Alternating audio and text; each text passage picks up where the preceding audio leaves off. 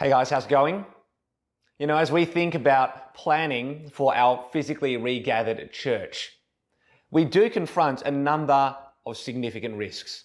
And our greatest risk is this, that we will turn inwards on ourselves, that we'll prioritize our comfort over God's Great Commission, that we'll think more about our safety and security than the world's salvation.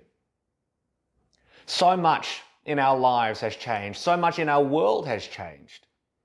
But you know what? Our vision as a church has not changed. We still long to see every tribe worship Christ as King. Our mission has not changed. We're still reaching our world to know, to love, and to live for Jesus. And so as we think about what it might look like for our family to physically regather, we want to think about how we can watch out for one another, how we can wait for one another, how we can serve one another. But do you notice that those three guiding lights are all about one another? And that's important. We find it right throughout the New Testament. God wants us to care for and love one another. But He is calling us to think about far more than just that. He wants us to not just think about one another, He wants us to think about others. In one sense, He wants us to make others one another. That's why our fourth guiding light is this. We want to reach one other. We want to reach one other.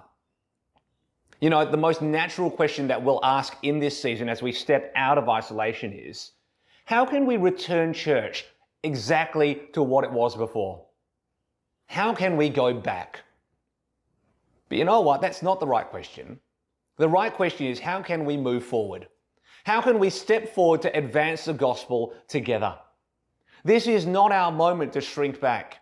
This is our moment to step forward as a church family. In many ways, to see new tribes evangelized, to see more people reached with the gospel, to really see a world that knows, loves, and lives for Jesus. In Philippians, the Apostle Paul is in prison, and yet the gospel is not chained. The gospel just keeps advancing. Why? Because though Paul might be in prison, Christ is in heaven reigning as King over this world. He is advancing His mission in this world. And no chain can stop the progress of His great gospel. Well, friends, we've been in isolation. And no isolation can stop the progress of God's great gospel. And we need to align ourselves with His purposes. The greatest tragedy that could happen is if we were to step out of isolation, physically regather, look at one another and say, guys, we survived. No, that would be an absolute tragedy. Because Christ reigns as King.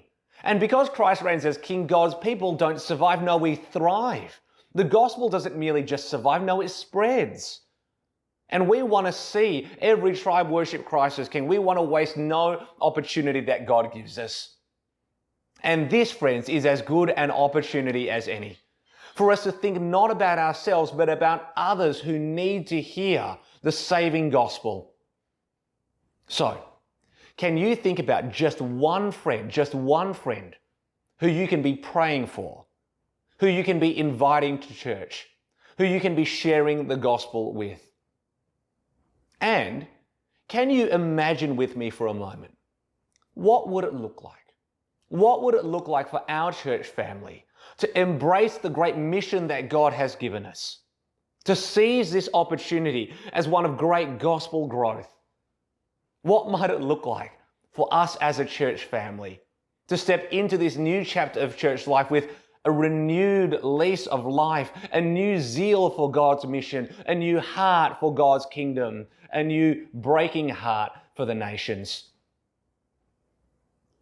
Wouldn't it be amazing if on the last day of history, on the first day of eternity, our church family gathers around the throne?